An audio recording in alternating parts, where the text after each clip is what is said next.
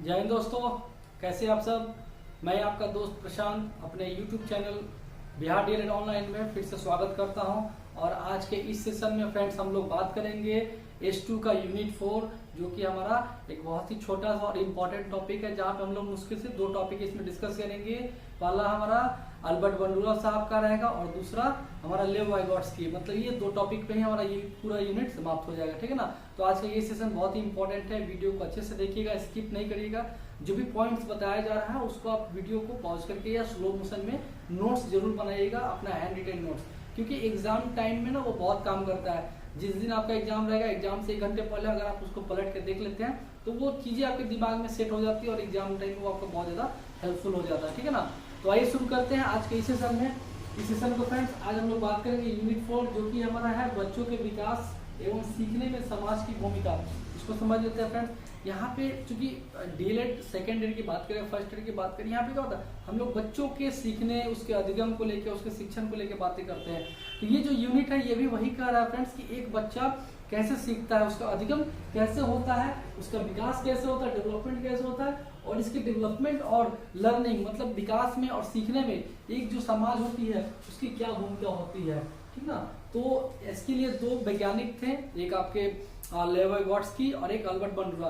इन 2 वैज्ञानिकों ने सामाजिक अधिगम के बारे में, मतलब कि बच्चा समाज से सीखता है, इसके बारे में इन्होंने डिस्कशन किया है, अपना प्रतिपादन दिया है, अपना मत दिया है, प्रिंसिपल दिया है, ठीक है ना। इसी चीज को हम लोग आज डिस्कस करेंगे और ये यूनिट हमारा यहीं पे समाप्त हो जाएगा। चलिए शुरू करते हैं। सबसे पहले देख लेते हैं फ्रेंड्स सामाजिक अधिगम का सिद्धांत। बहुत ही फेमस क्वेश्चन है, मतलब इस यूनिट से ये क्वेश्चन आपको पेपर में देखने को मिल जाएगा, ठीक ना। और करके ये दोनों रहता ही रहता है, मान के चलिए। तो अच्छे से देखिएगा। जो हमारा पहला टॉपिक है वो है सामाजिक अधिगम का सिद्धांत, ठीक है, जिसको दिया था किसने, तो अल्बर्ट बंडूरा साहब ने दिया था। याद रखिएगा ना, अल्बर्ट बंडूरा, ठीक है ना। और ये प्रतिपादन इन्होंने किया था 1977 में। और ये कहाँ के रहने वाले थे, तो ये एक कैनेडियन साइकोलॉजिस्ट थे, कनाडा के रहने वाले थे, कैनेडियन थे, ये कनाडा के रहने वाले थे। इन्होंने ही सामाजिक अधिगम का सिद्धांत दिया फ्रेंड्स। ये जो क्वेश्चन है ना सामाजिक अधिगम का सिद्धांत, इसको अन्य नामों से भी जाना जाता है, उसके कुछ नाम भी हैं जिसको आप याद रखिएगा। इसको हम लोग क्या बोलते हैं, निर्देशन का भी सिद्धांत बोलते हैं, निर्देशन का सिद्धांत। अन्य नाम से भी ये सवाल आपके सामने आ सकता है। या इसको अवलोकन का भी सिद्धांत कहा जाता है, अवलोकन का सिद्धांत। इसको प्रेक्षणात्मक सिद्धांत भी कहा जाता है, प्रेक्षणात्मक सिद्धांत। मतलब प्रेक्षण के द्वारा बच्चे सीखेंगे, डिस्कस करेंगे इस पे, ठीक है ना। निर्देशन हो गया, अवलोकन हो गया, प्रेक्षणात्मक हो गया। इसके अलावा अनुकरण का सिद्धांत भी कहा जाता है इसको, अनुकरण का सिद्धांत भी इसको कहा जाता है, ठीक है। कुछ और नाम देख लेते हैं हम, जो मिस ना हो जाए, ठीक है। हाँ, मॉडलिंग का सिद्धांत भी बोलते हैं, मतलब इसमें मॉडलिंग के द्वारा भी बच्चों को सिखाया जाता है। तो कभी कभी मॉडलिंग के नाम से भी ये सवाल आप में आ सकता है, ठीक है ना। तो ये कुछ नाम है जिसके माध्यम से ये सवाल को एग्जाम में आपसे घुमा फिरा के एग्जामिनर पूछ सकता है। तो इसको याद रखिएगा कि सामाजिक अधिगम का जो सिद्धांत है उसी को निर्देशन का सिद्धांत भी कहते हैं, अवलोकन का सिद्धांत भी कहते हैं, प्रेक्षणात्मक का सिद्धांत भी कहते हैं, अनुकरण का सिद्धांत भी कहते हैं, और उसको मॉडलिंग भी कहते हैं, ठीक ना। और इस सिद्धांत का प्रतिपादन किसने किया था, तो अल्बर्ट बंडूरा साहब ने 1977 में किया था, जो कि एक कैनेडियन साइकोलॉजिस्ट थे, कनाडा के रहने वाले व्यक्ति थे। और इन्होंने ही सबसे पहले बताया कि एक बच्चा जो है अपने समाज से सारी चीजों को सीखता है, वो समाज के द्वारा जो भी व्यवहार किया जाता है उस व्यवहार को वो अपने आप में क्या करता है, तो उसको एसिमिलेट करता है, आत्मसात करता है और उसको ग्रहण करके सीख लेता है, ठीक है ना। मतलब कि इन अल्बर्ट बंडूरा साहब ने समाज के द्वारा सीखने को ही क्या कहा था, सामाजिक अधिगम कहा था। इन्होंने इनके सिद्धांत के अनुसार क्या था कि बच्चा जो है वो अवलोकन के द्वारा, या फिर बोल सकते हैं निर्देशन के द्वारा, या प्रेक्षणात्मक के द्वारा, या नकल के द्वारा, या अनुकलन के द्वारा क्या करता है, तो एक प्रतिमान, यानी कि क्या बोल सकते हैं, एक आइडियल मॉडलिंग जिसको बोलते हैं ना, उसके साथ उसको एक्सेप्ट करके एक दूसरे से सीखता है। उसी को हम लोग क्या बोलते हैं, सामाजिक अधिगम का सिद्धांत बोलते हैं। डेफिनेशन देख लेते हैं। इन्होंने कहा था कि व्यक्ति जो है अवलोकन, अनुकरण या फिर नकल के आदर्श व्यवहार के प्रतिमान के साथ एक दूसरे से सीखते हैं, या प्रतिमान के समान व्यवहार करके एक दूसरे से सीखते हैं।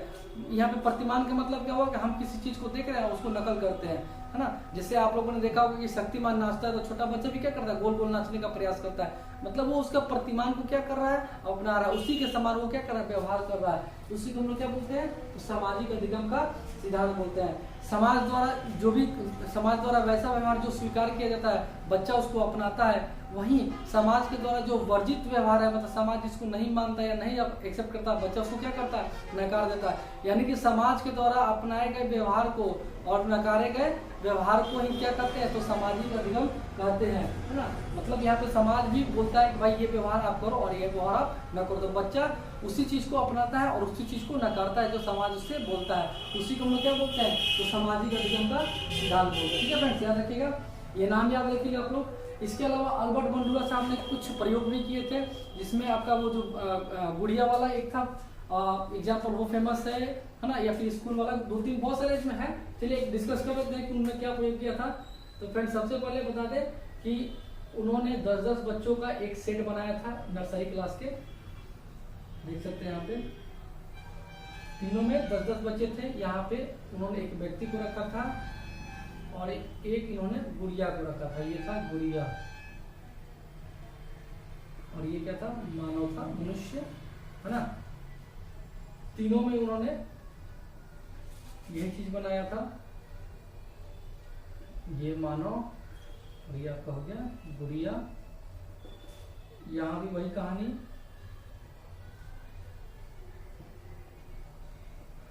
मानव और ये आपका हो गया गुड़िया। सब में कितने बच्चे थे, मतलब कि ये तीनों सेट को ना 10-10 बच्चों के सामने प्रस्तुत किया गया। इस पहले वाले में क्या हो रहा है, ये पहला हो गया, ये दूसरा हो गया और ये तीसरा हो गया। पहले वाले सेट में क्या होता है कि मानव गुड़िया के साथ, मानव जो है गुड़िया के साथ अच्छा व्यवहार करता है, अच्छा व्यवहार करता है। दूसरे में क्या होता है, याद रखिएगा इस सब में कितने बच्चे हैं, तो 10 स्टूडेंट्स थे, 10 स्टूडेंट्स, 10 स्टूडेंट्स, 10 स्टूडेंट्स। इसमें क्या होता है कि जो मानव रहता है ना, वो मानव गुड़िया को पीटता है, मतलब मारता है, और यहाँ पे कोई प्रतिक्रिया नहीं करता है, कोई प्रतिक्रिया नहीं करता है। ठीक है, 3 सेट बनाया बंडुरा साहब ने, और एक नर्सरी क्लास के बच्चों को बोल सकते हैं, या फिर किसी भी क्लास के बच्चों को बोल सकते हैं। उन्होंने 10-10 बच्चों का एक सेट बनाया और तीनों को अलग अलग मॉडल दिखाया, जिसमें एक मानव रहता है और एक में गुड़िया रहता है। ठीक है ना। पहले सेट में उन्होंने एक सेट 10 वाले बच्चों को क्या दिखाया, पहले सेट में कि जो मनुष्य है वो गुड़िया को क्या करता है, तो उसके साथ बहुत अच्छा व्यवहार करता है, उसका तारीफ करता है, उसको सहलाता है, पुचकारता है उसको। ठीक है ना।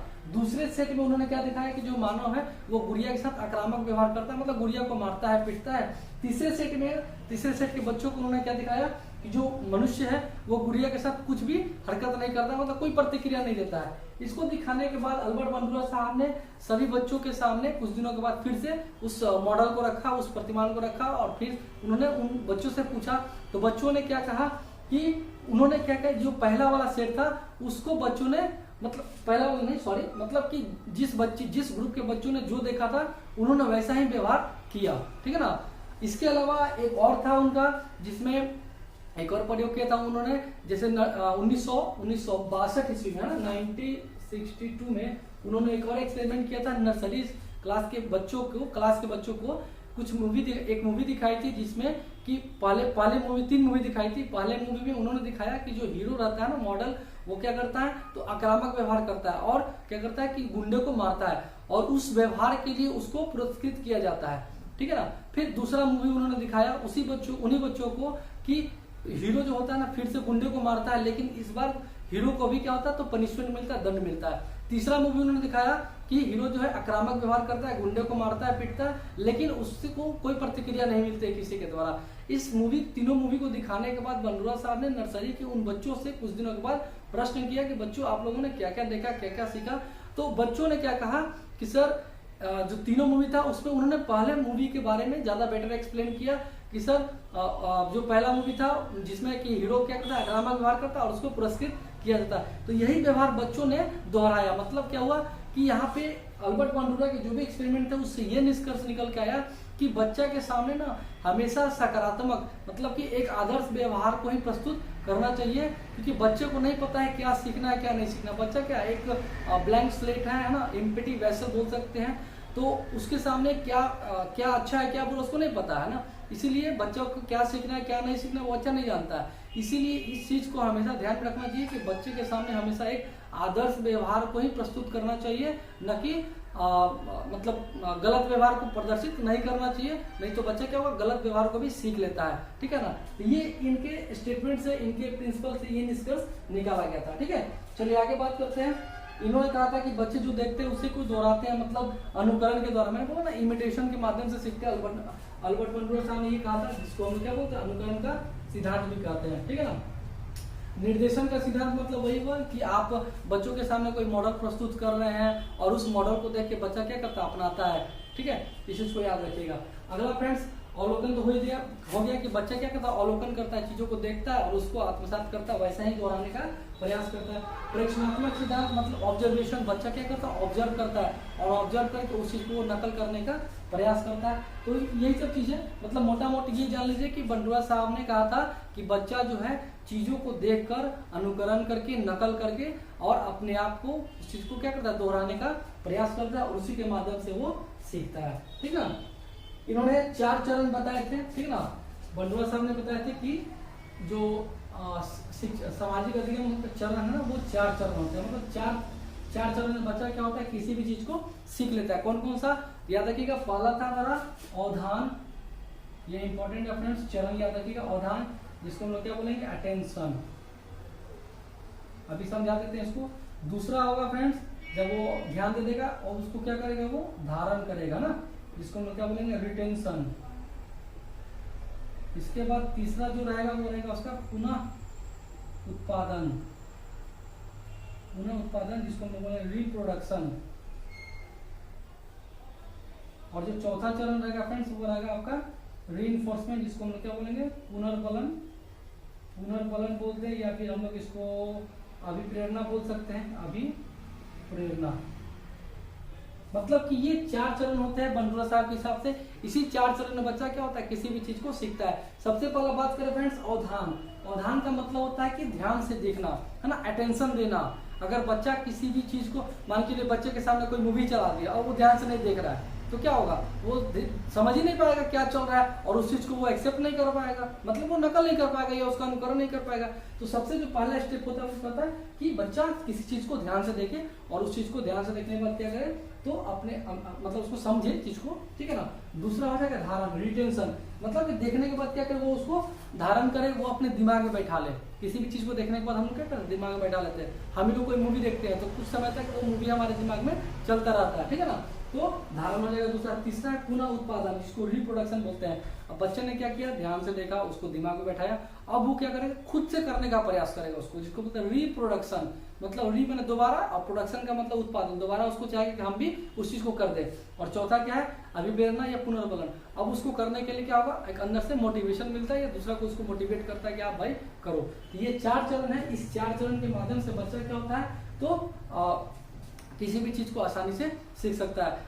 उदाहरण के तौर पे आप लीजिए कि मान के लिए कि घर में एक बच्चा है, उसके सामने पिताजी किसी काम को कर रहे हैं ना, अब वो किसी काम से दूसरे काम में चले गए तो बच्चा क्या होता है उस चीज को देखता है। मान लीजिए उसके पिताजी टीवी खोल रहे हैं या रेडियो खोल रहे हैं तो बच्चा उस चीज को बड़ा ध्यान से देखता है। ध्यान से देखने के बाद क्या हुआ, उसने जब ध्यान से देखा, ध्यान से देखने के बाद क्या करेगा वो उस चीज को उसने दिमाग में बैठाया, अच्छा यहाँ पे नट है, इसको ऐसे ऐसे खोलना है, नट को कैसे याद करके रखना है, कहाँ से किसने खोला है। ठीक है ना, खोलने के बाद क्या होगा अब वो प्रयास करेगा कि वो भी उस चीज को मतलब स्वयं करके देखने का प्रयास करेगा। वो चाहेगा जो पापा कर रहे थे वो भी मैं करूं। करने के बाद क्या होगा तो उसको प्रेरणा मिलेगी, पुनर्बलन मिलेगा और वो उस चीज को फिर से करेगा। और इसी तरीके से बच्चा क्या होता है तो चीजों को सीखता है, आत्मसात करता है। ठीक ना, तो ये था इनका पूरा का पूरा सामाजिक अधिगम का सिद्धांत। ठीक है, निष्कर्ष मैंने बता ही दिया। अब बात कर लेते हैं इसके शैक्षिक महत्व का। तो इसमें क्या होता है बच्चा बहुत आसानी से चीजों को सीखता है, सरल तरीके से सीखता है, बहुत जल्दी सीखता है, मतलब फास्ट लर्निंग होता है। इससे बच्चों के व्यक्तित्व के विकास में मदद मिलता है, नैतिक विकास ज़्यादा मिलता है। नैतिक विकास का मतलब कि आप देखिएगा कि स्कूल में बच्चों को ना अच्छी अच्छी स्टोरी दिखाई जाती है, मूवी दिखाई जाती है जहाँ से इंस्पिरेशन मिलता है, क्योंकि बच्चा उस चीज़ को सीखता है और खुद करने का प्रयास करता है। ठीक ना, तो ये सब फायदे हो गए, नैतिक विकास हो ही गया। ठीक है, चलिए कमी की बात कर ले तो फ्रेंड्स, तो कमियां तो देखिए जहाँ पे अच्छाई होगी वहाँ पे बुराई होगा ही होगा। तो कमियां क्या हो सकती है कि इसमें सबसे बड़ा कमी है कि एक आदर्श मॉडल प्रस्तुत करना बड़ा कठिन हो जाता है। आदर्श मॉडल का चुनाव करना, ये आदर्श मॉडल है कि नहीं, है बच्चों के लिए सुटेबल है कि नहीं, ये भी एक मुश्किल कार्य हो जाता है। साथ ही साथ बच्चे सभी व्यवहार जो होता है ना वो अनुकरण से नहीं सीख सकते। हाँ कुछ सीख सकते हैं, लेकिन ऐसा नहीं है कि 100% वो सारे व्यवहार को सीख सके। डिपेंड करता है उसके मेमोरी पे, डिपेंड करता है उसके अटेंशन पे, उसका जो क्रिएटिविटी है उस पर डिपेंड करता है।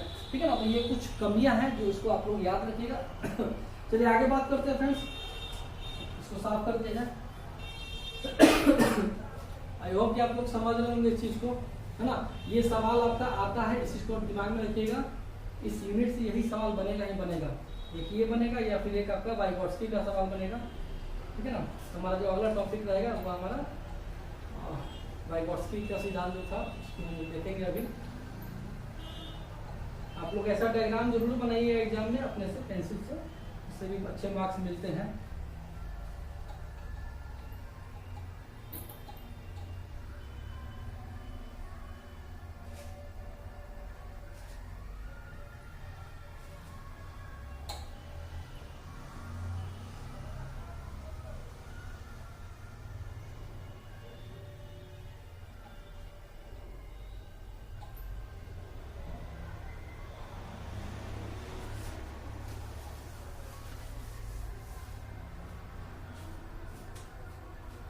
अगला हम लोग का जो रहेगा वो रहेगा हम लोग का इसका लेव वाइगोत्स्की का सिद्धांत। लेव वाइगोत्स्की,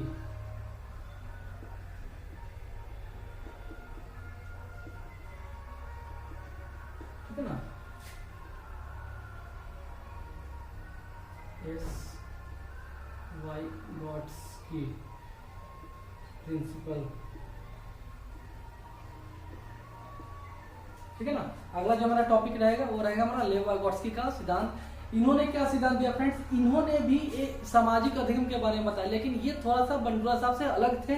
इनका मानना था कि जो बच्चा होता है ना वो समाज से इंटरेक्शन करके चीजों को सीखता है। मतलब समाज से अंतःक्रिया करके कोई बच्चा अपने भाषा को या अपने विकास को क्या करता है, बढ़ाता है या चीजों को ग्रहण करता है। ठीक है ना।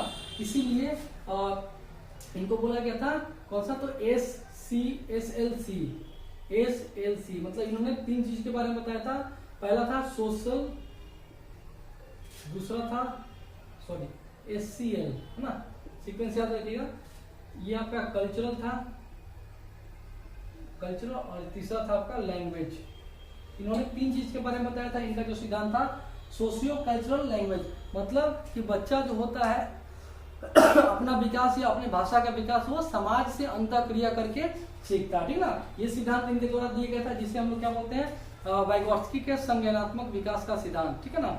ये जो कॉग्निटिव डेवलपमेंट था जीन पियाजे साहब ने दिया था, उन्होंने अवस्थाओं के बारे में बात किया था। लेकिन यहाँ पे वाइगोत्स्की साहब ने अवस्थाओं के बारे में बात न करके उन्होंने कहा था कि बच्चे का जो संज्ञानात्मक विकास होता है वो उसके समाज के द्वारा, अंतःक्रिया के द्वारा ही आता है। बच्चा समाज से इंटरेक्शन करता है, समाज में रहता है, समाज के लोगों से बातचीत करता है, उनके साथ व्यवहार करता है। ठीक है ना। और उससे वो अपना डेवलपमेंट करता है। ठीक है ना। इनका सिद्धांत था वो SCL का, सोशल कल्चर और लैंग्वेज पे। ठीक है ना।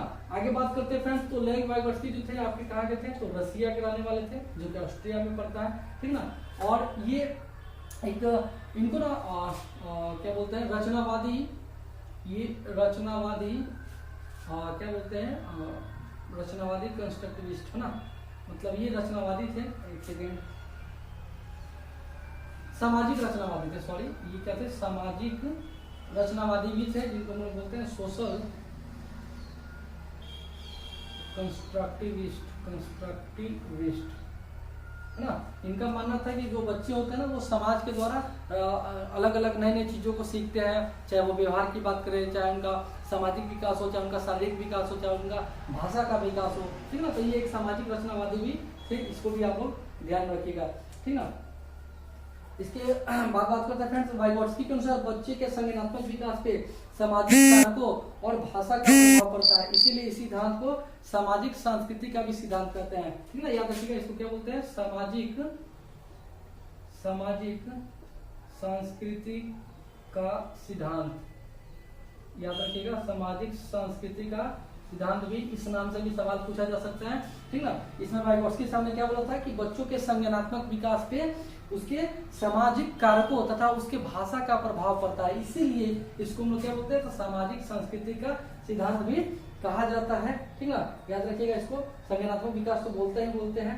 हाँ, एक चीज और की लेव वाइगोत्स्की साहब को ना मोजार्ट ऑफ साइकोलॉजी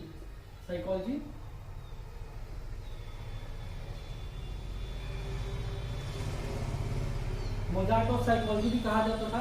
इसका मतलब क्या होता है, मास्टर, मतलब कि इनको ना साइकोलॉजी का मास्टर कहा गया, मोजार्ट ऑफ साइकोलॉजी। इसको भी याद रखिएगा, एक बड़ा ही अच्छा इनको दिया गया था, पद दिया गया था इनके योगदान के लिए। इनके अनुसार जो है बालक जो है वो समाज से अंतःक्रिया करता है, अंतःक्रिया करने के बाद ही बालक का संज्ञानात्मक विकास या शारीरिक विकास या सामाजिक विकास या भाषा का विकास होता है, ठीक है ना। इसके अलावा इन्होंने जेडपीडी के बारे में बताया था, अभी हम लोग डिस्कस करेंगे, जिसको हम लोग बोलते हैं जोन ऑफ प्रॉक्सिमल डेवलपमेंट, या स्कैफोल्डिंग के बारे में इन्होंने सिद्धांत दिया था, स्कैफोल्डिंग, ठीक है ना। और एक इन्होंने दिया था MKO, जिसको बोलते हैं मोर नॉलेजेबल अदर। ये कुछ सिद्धांत इन्होंने दिए थे जिसको हम लोग अभी समझेंगे, क्योंकि ये इंपॉर्टेंट है और यहाँ से भी सवाल पूछे जाते हैं, ठीक है। तो चलिए सबसे पहले बात कर लेते हैं हम लोग जेडपीडी के बारे में। जेडपीडी को क्या बोलते हैं,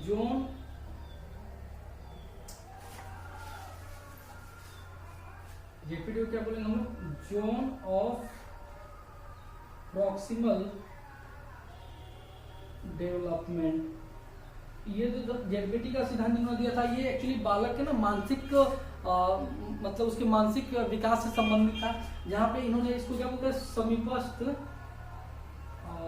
समीपस्थ, इसका नाम क्या है हिंदी में, समीपस्थ विकास का सिद्धांत बोलते हैं इसको, याद रखिएगा, इस नाम से पूछा जाता है, समीपस्थ विकास का सिद्धांत। इसके बारे में वाइगोत्स्की साहब ने ये बताया था कि कोई भी बालक होता है ना, किसी भी बालक के सीखने का एक दायरा होता है, मतलब एक रेंज होता है, जैसे ना ये एक बालक का रेंज है, बालक क्या होता है, इसी रेंज के अंदर में वो चीजों को सीखता है, उस चीज को आत्मसात करता है, मतलब एक मैक्सिमम दायरा होता है किसी बालक के सीखने का, ठीक है ना। उसी को क्या बोलते हैं, जोन ऑफ प्रॉक्सिमल डेवलपमेंट बोलते हैं, याद रखिएगा।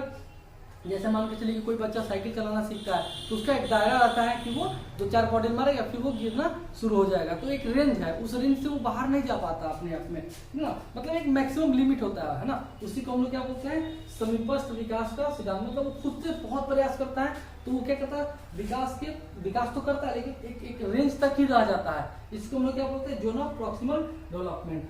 दूसरा उन्होंने सिद्धांत दिया था स्कैफोल्डिंग का, जिसको हम लोग हिंदी में फ्रेंड्स क्या बोलते हैं, देख लेते हैं, पार बांधना बोलते हैं, पार बांधना ऐसे दिखाएगा ना, पार बांधना, देख लीजिएगा फ्रेंड्स। स्कैफोल्डिंग क्या था, स्कैफोल्डिंग जो है एक तरीके से बोल सकते हैं इसको टेम्पोररी हेल्प बोल सकते हैं।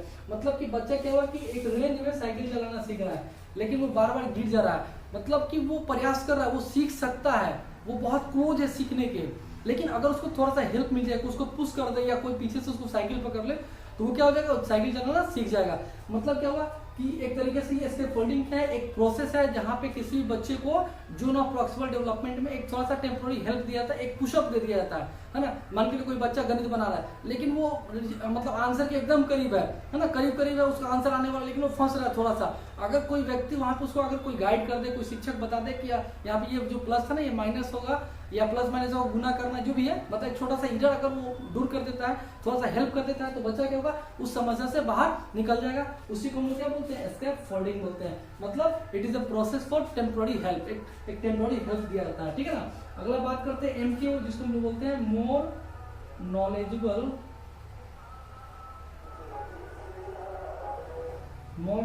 अदर्स बोलते हैं, ठीक है ना। ये भी वाइगोत्स्की साहब के द्वारा दिया गया था, जहाँ पे इन्होंने बताया था कि कोई बच्चा किसी से भी सीख सकता है, बच्चा क्या कोई व्यक्ति किसी से भी सीख सकता है। ऐसा नहीं कि सीखने का जो प्रक्रिया होता है वो हमेशा बड़ों के द्वारा होता है, एक शिक्षक ही बच्चे को सिखा सकता है, ऐसा नहीं है। बच्चा ग्रुप में भी सीख सकता है, बच्चा समूह में तो सीखता है, बच्चा अपने मम्मी से, अपने पापा से, अपने दोस्तों से, अपने चाचा से, अपने रिलेटिव से, किसी से सीख सकता है ना। तो इनका मानना था कि सीखने का या सिखाने का कोई उम्र नहीं होता है, कोई व्यक्ति किसी से भी सीख सकता है, ना तो इसके लिए स्थान की बाध्यता है, ना तो इसके लिए व्यक्ति की बाध्यता है, ना इसके लिए उम्र की बाध्यता है, ठीक है ना परिस्थिति की बाध्यता है, कभी भी कोई व्यक्ति कुछ भी सिखा सकता है। इसी को हम लोग क्या बोलते हैं, MKO, ठीक है ना। आपने वो मूवी देखा होगा ना, जंगल बुक का, मोगली, क्योंकि यहाँ पे वाइगोत्स्की साहब का कहना था कि बच्चा जब तक समाज में नहीं जाएगा, समाज के साथ अंतःक्रिया नहीं करता, इंटरेक्शन नहीं करता, वो नहीं सीख सकता है।